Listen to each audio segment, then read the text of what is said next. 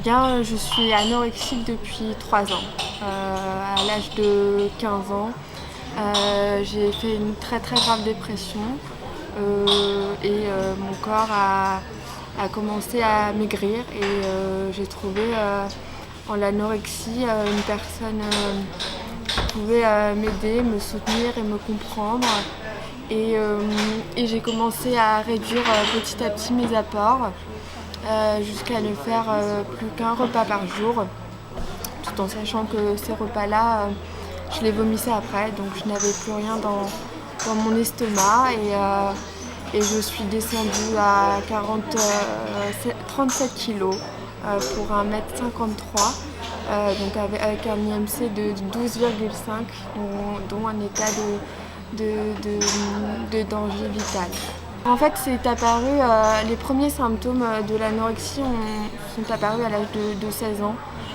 J'ai commencé à avoir une obsession de mon corps.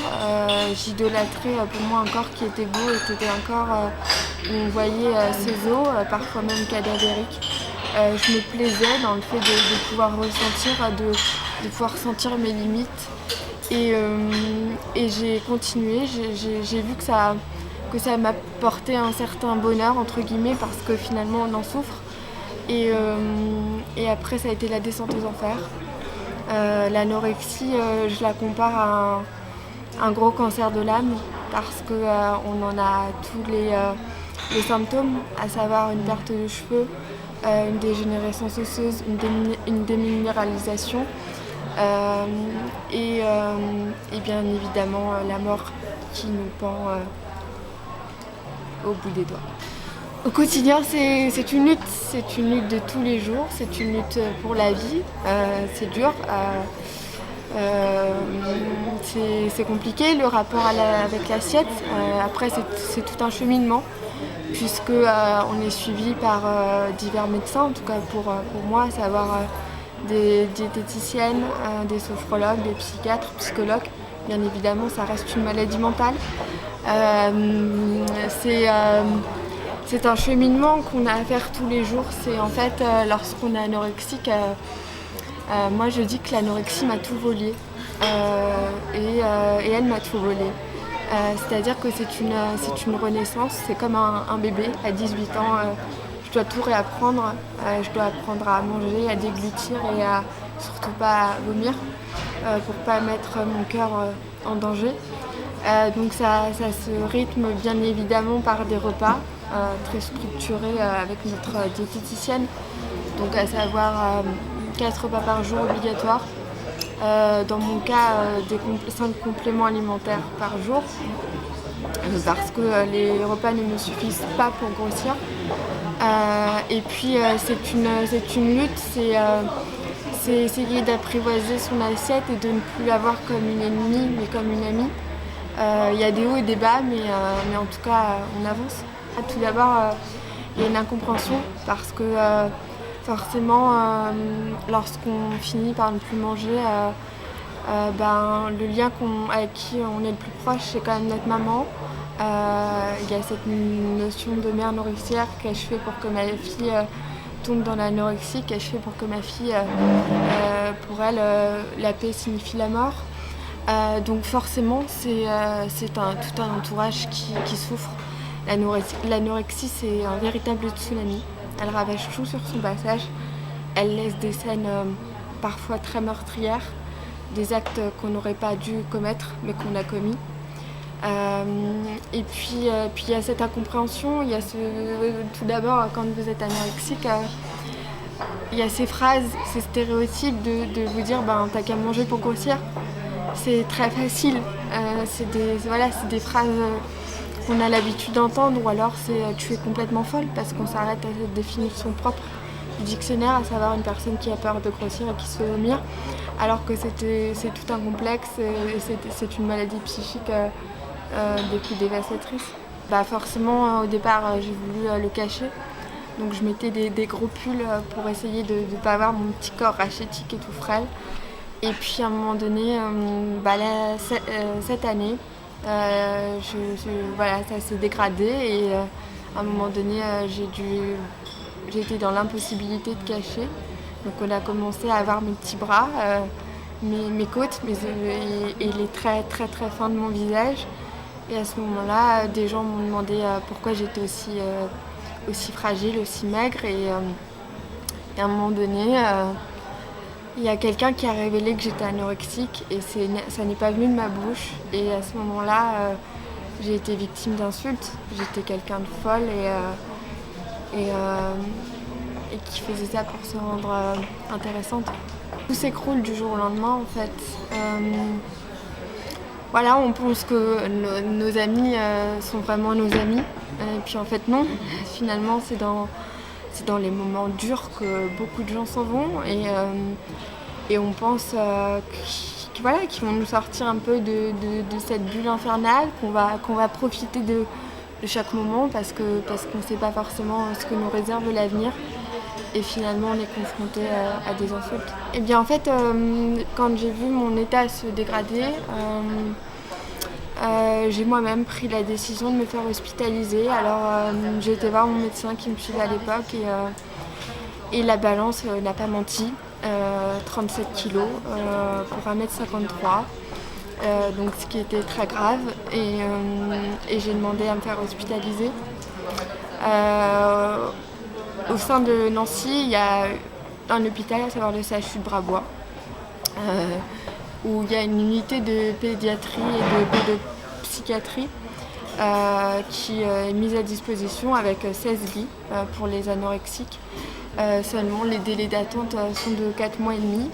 Moi je ne pouvais plus puisque j'étais en pronostic vital engagé. Et j'ai dû me retourner et faire 20 cliniques en France pour espérer qu'une d'entre elles puisse m'accepter. C'était un peu, moi c'était mon cadeau de Noël. C'était être hospitalisée pour espérer vivre ou du moins espérer m'en sortir. Et puis un beau jour, je me souviendrai toujours, ça a été le 23 mars, je me suis rendue à Paris et j'ai fait une consultation comme j'avais l'habitude de le faire auparavant pour toutes les cliniques que j'ai faites et à ce moment-là on m'a dit que c'était bon, que dans 3 semaines j'allais être hospitalisée et puis le 9 avril je suis partie de Nancy, j'ai tout quitté, j'ai quitté mes amis, ma famille et j'ai commencé ce long et dur combat contre la maladie durant 3 mois et demi. Eh bien, quand on rentre, tout d'abord, on est séparé de notre famille. Tout est rythmé autour d'un poids. Il y a un contrat de poids qui a été établi par le psychiatre et la diététicienne. Pour ma part, j'ai été séparée de mes parents pendant 1 mois et demi. Je n'avais pas le droit de les appeler, ni même de recevoir du courrier, ni même de les voir, si ce n'est lors des entretiens avec mon psychiatre. On avait une demi-heure pour se serrer très fort dans les bras et après partir. Donc voilà, c'est des entretiens avec le psychiatre et ma famille. Ensuite, c'est retrouver goût à la vie, goût à la nourriture. C'est des entretiens avec les psychologues. Nous avons des ateliers thérapeutiques pour essayer de nous reconnecter avec nous-mêmes, essayer de puiser autrement que dans la souffrance et avec notre corps. Et puis bien évidemment, qui dit structure psychiatrique dit traitement, donc il y a aussi ça qui joue. Et puis un beau jour, il y a un contrat de poids qui augmente toutes les 2 semaines pour les anorexiques atteints avec un poids très très bas. On a une pesée toutes les 2 semaines et tout est rythmé autour d'un poids. Alors ça peut être un moteur comme un échec. Il y a cette ambivalence. À la fois on est contente parce qu'on sait qu'on va pouvoir avoir une lettre. Alors vous entendez bien à quel point on est contente de recevoir ne serait-ce qu'un petit mot de notre maman et qui nous dit à quel point elle nous aime et qu'elle ne nous oublie pas. À quel point on peut être contente de leur donner de ces nouvelles et de se dire qu'on va bien, qu'on y arrive et qu'on y arrivera, que ce sera long, éprouvant et douloureux, mais qu'ensemble on pourra le faire. Et puis un beau jour, ça a été long, ça a été douloureux, ça n'a pas été toujours très facile, beaucoup de larmes, Mais finalement, après, votre contrat de poids est rempli et vous pouvez sortir. Et à ce moment-là, vous n'avez pas gagné le combat parce que c'est pas en 3 mois d'hospitalisation qu'on guérit 3 ans d'anorexie. Mais en tout cas, vous avez cette chance de vivre. Aujourd'hui, alors c'est encore difficile. Je ne vais pas dire que je suis totalement guérie, c'est pas ça. Je vais mieux. Aujourd'hui, je peux vivre sans me soucier de ce qui se passera demain. Si demain, je serai encore en vie. Aujourd'hui, je profite de l'instant présent parce que je sais à quel point tout peut disparaître du jour au lendemain. Et puis, bien évidemment, je suis suivie par une équipe médicale et puis j'ai créé mon association pour venir en aide aux autres. Eh bien, cette association Solidarité Anorexie Boulimie 54, je l'ai créée le 29 juin dernier. Pourquoi ? Eh bien parce que dans mon parcours, j'aurais tant aimé avoir un groupe de parole, une association qui puisse m'écouter, où je puisse échanger avec d'autres anorexiques pour partager ou du moins essayer de m'exprimer sur mes souffrances. Et j'ai pas pu, peut-être que avec des si, je sais qu'on referait le monde, mais j'aurais peut-être pu m'en sortir et pas tomber aussi bas. Donc moi, mon but, ça a été de transmettre ce que j'avais pu vivre durant ces 3 mois d'hospitalisation que je n'ai pas apparenté comme une hospitalisation, mais plutôt comme une réelle chance contre la vie. Et je devais me battre, ça a été mon moteur et aujourd'hui c'est encore le message que je prône. Oui à la vie, non à l'anorexie. Donc voilà pourquoi j'ai créé cette association-là, pour essayer d'aider les patients et les familles aussi, parce que les familles aussi sont touchées et sont en grande souffrance, pour essayer de les sortir de l'isolement. Alors, l'association propose 4 rencontres, des groupes de parole, tous les 4e samedis du mois, dans les locaux des Sports 54, avec lesquels nous sommes en partenariat, où les patients anorexiques et boulimiques, et bien évidemment les parents s'ils le souhaitent, nous nous réunissons autour d'une thématique que j'instaure, savoir la relation avec le corps, comment aimer malgré la maladie. Et puis voilà, il y a un débat qui se crée et il y a beaucoup de larmes, bien sûr, parce qu'on relate des choses très douloureuses, mais c'est accueilli avec bienveillance et non-jugement. Et puis aussi, notre but, c'est de sensibiliser, informer le grand public, intervenir dans les milieux scolaires, parce que bien évidemment, on touche une cible de 14 à 25 ans. 95% de la population féminine est touchée par l'anorexie, 5% est une population masculine, 20% de personnes décèdent de l'anorexie, une personne sur 10 est touchée par l'anorexie. Donc on voit bien là un phénomène extrêmement interpellant, en tout cas en tant que présidente, moi ça m'interpelle. Parce que finalement on parle beaucoup de maladies, de cancer, de tout ça, mais on parle très peu d'anorexie et de boulimie parce que c'est une maladie très stéréotypée, tabou au jour d'aujourd'hui encore dans notre société. Et moi ce que j'ai souhaité en tant que présidente, c'est d'une part aider ces personnes en grande souffrance, mais aussi changer de mentalité. On a beaucoup de jeunes filles, de jeunes femmes, parfois très jeunes. Lors d'une première rencontre, il s'est avéré qu'on a une petite fille atteinte d'anorexie. Donc ça va de 12 à 25 ans, parfois même plus, parfois même 50 ans. Donc on voit là que c'est différent. Parfois il y en a qui ont 3 ans d'anorexie derrière eux, mais c'est non négligeable non plus.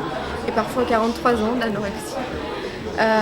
Donc c'est ce qu'on découvre chaque jour au sein de l'association. C'est beaucoup de femmes, très peu d'hommes, mais les hommes ont beaucoup de mal à sortir de l'isolement et n'osent pas parler parce que on revient à cet ego peut-être et à cette image de l'homme qui est censé être fort et non pas faible. Au sein de l'association, donc on est sur un projet avec la fac de sciences et la fac de lettres pour intervenir auprès de ces jeunes étudiants avec le réseau professionnel avec lequel je me suis entourée, avec lequel nous travaillons en toute égalité et en équilibre, parce que nous n'avons pas la prétention d'être médecins, mais en tout cas, voilà, on a besoin d'eux pour étayer notre expertise. Moi, en tant que présidente, j'apporte aussi mon témoignage, j'apporte aussi ce que j'ai pu acquérir durant ces années de maladie. Donc, des projets avec les facs de Lorraine, et puis aussi un livre qui relate mon parcours douloureux avec l'anorexie.